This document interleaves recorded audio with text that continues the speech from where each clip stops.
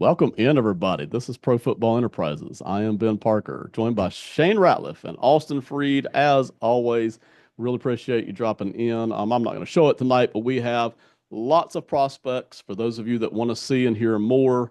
We try to cover as many people as we can. We really started with the quarterbacks and the wide receivers. We hit a healthy number of them.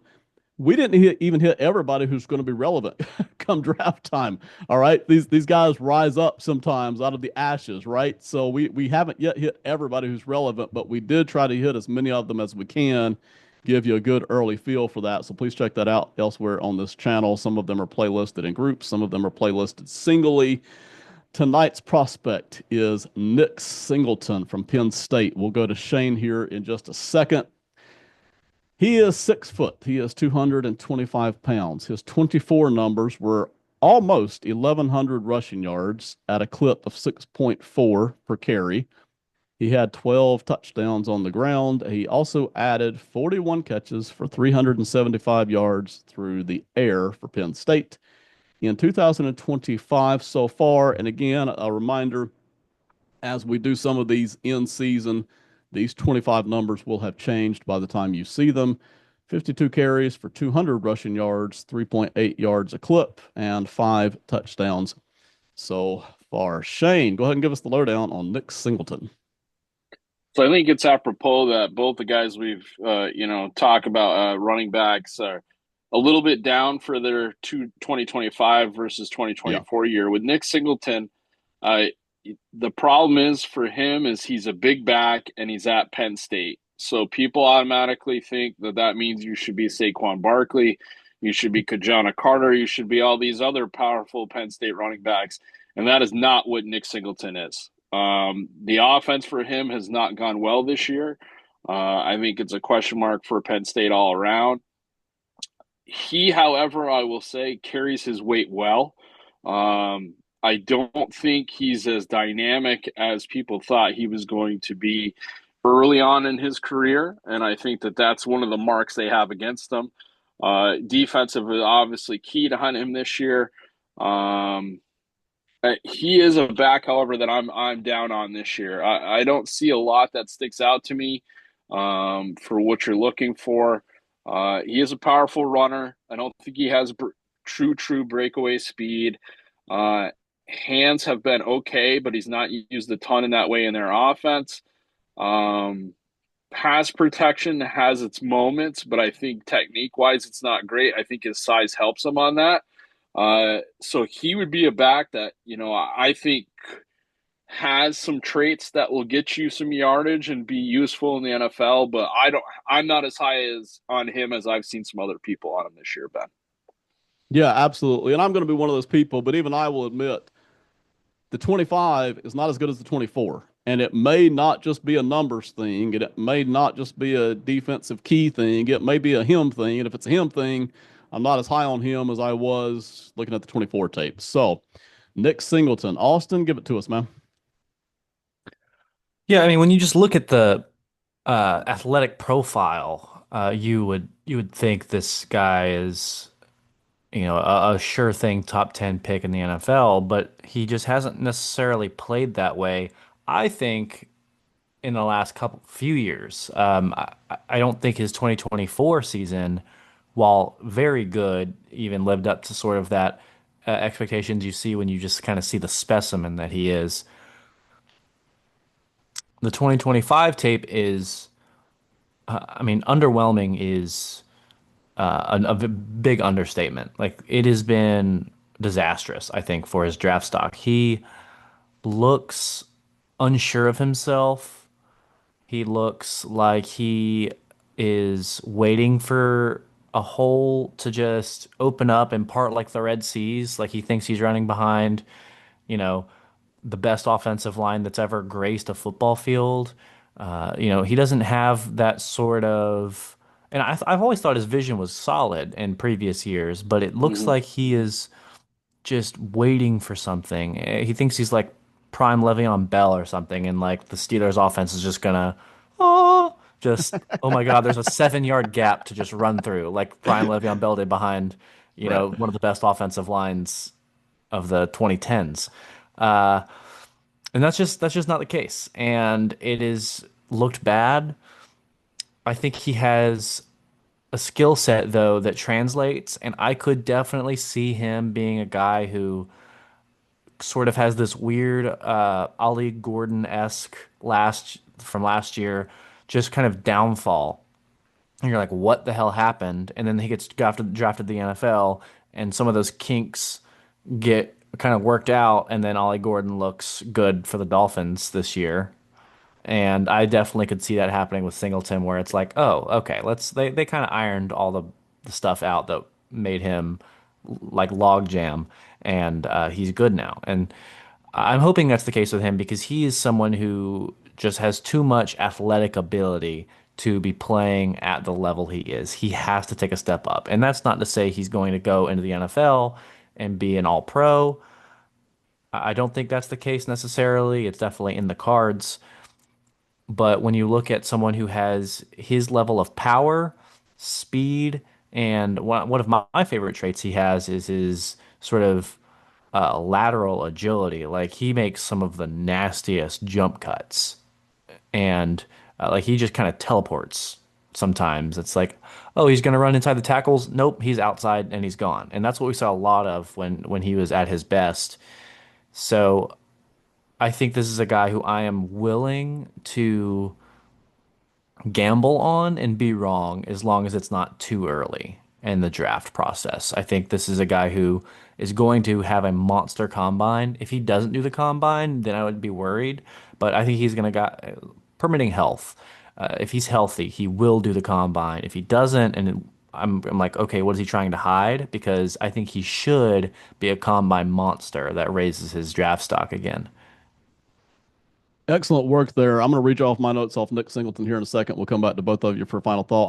I think Nick Singleton raises some very good questions here because of not only the expectations as he's been recruited, period, but the 24 numbers versus the 25 results. So maybe give us a range of high end, low end, where you think you might be interested in him at, if you know whatever that is, and as opposed to just a single round. All right, here we go. Nick Singleton, explosive, can really explode through a hole with great burst. I mean, I really like that explosiveness through the hole. Shane mentioned, and he's right, he does not have a great top end speed. It's just not there. He's not going to run away from everybody, but that burst through the hole, at least in 24, was very explosive. I love that. So basically, what I'm going to do, I'm going to hit you with my 24 numbers, and then I'm going to hit the 25 stuff. Loved the explosion through the hole. Great burst. Very dangerous as a receiving threat and consistently productive. He would run. He's not just going out to the flat. He's running routes to the middle. He will run, a select number of routes that allows him to get open in the middle of the field. He's actually running these routes, and they used him as that a lot in 24. You could see that there with the 40 catches and the almost 400 yards. Very balanced. Seems to have a nose for the end zone and for first downs. I noticed. Whenever there was that extra yard that needed to be gotten, he seemed to often in 24 get across the line. He seemed to find that goal line and first down line very well. He seemed to be very aware of that.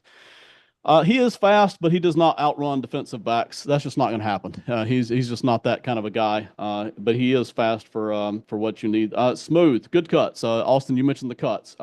Good cuts, has the smooth cuts and maintains the speed. He doesn't lose speed. I noticed. He maintains the speed very well, which is important. Tough and physical and patient. Had an excellent run blocking offensive line last year in 24.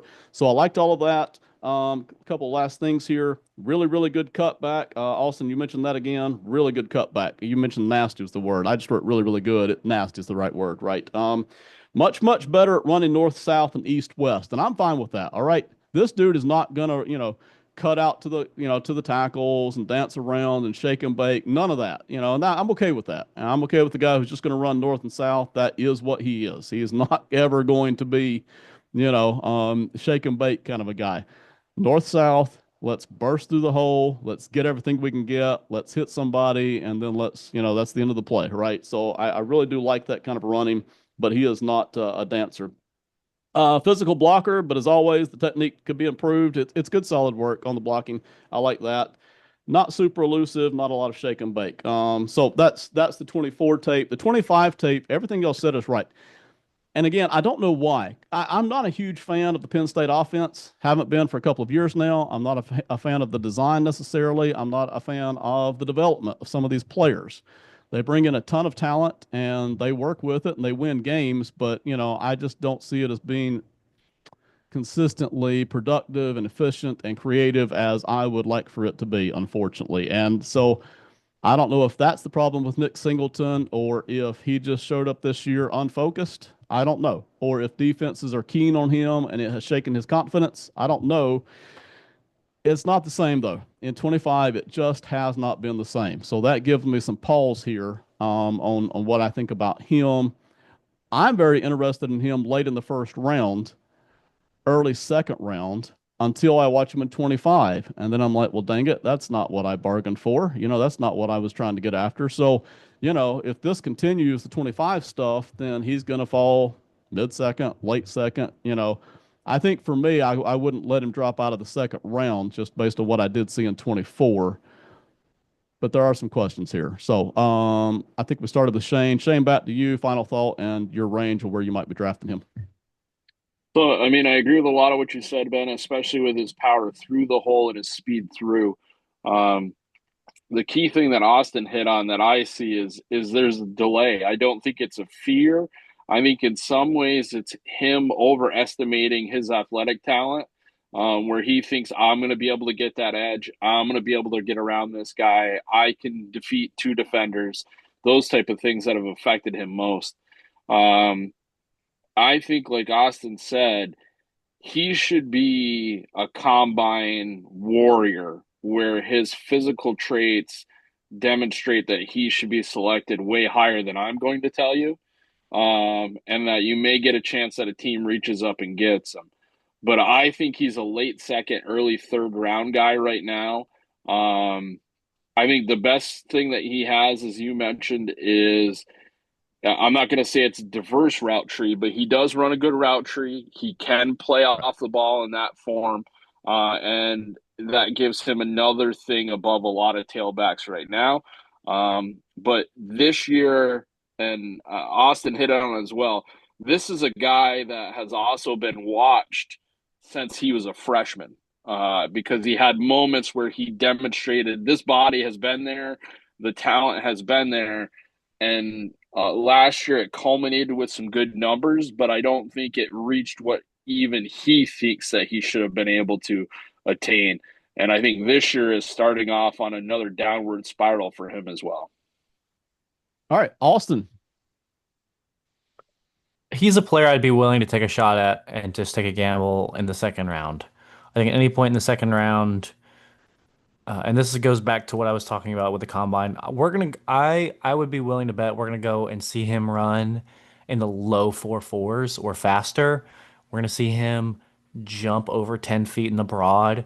We're gonna see him put up 25 plus reps on the bench, and we're gonna see some and just incredible athletic scores. I like the RAS, the relative athletic score numbers, and I think he's going to be a 9.9 or a 10.0. Like that's as good as you can be in just terms of athleticism. And there's going to be teams, or almost reminds me of like Brees Hall kind of had this, where he hit the combine, ran in the 4.3s, and just was kind of out of this world physically, and everybody was like, hey, maybe there's more there. I think it's going to be the same thing with him. So I think he's going to be someone who's taken in the second round. I think the lottery ticket is just worth it at that point, for most people, and I would kind of agree. I think you got to risk it. Yeah, I agree. That to me, there's enough there. If it were just 24 tape, and I thought I was getting 24 tape Singleton, I'd start considering late first round. But that's not what we're getting right now. So, but you guys have already mentioned the athleticism, the enough speed, the power, the size. There's enough there that, well, I don't want to let this guy get out of the second round. You mentioned RAS scores. The Washington Commanders, for instance, are a team that one of the things they do love to draft by is RAS scores. It's not the only thing, of course, but most of their draft picks do very well when it comes to RAS scores. So just keep that in mind. Some teams like that, you know, it hits a certain apex, right? You're like, hey, this guy's hitting too many of our boxes for us not to draft him here somewhere. Probably second round, I think is probably about where he gets out of. So, all right. That is Nick Singleton from Penn State. Shane, Austin, thank you very much. Everybody, thanks for listening. Have a great one and goodbye.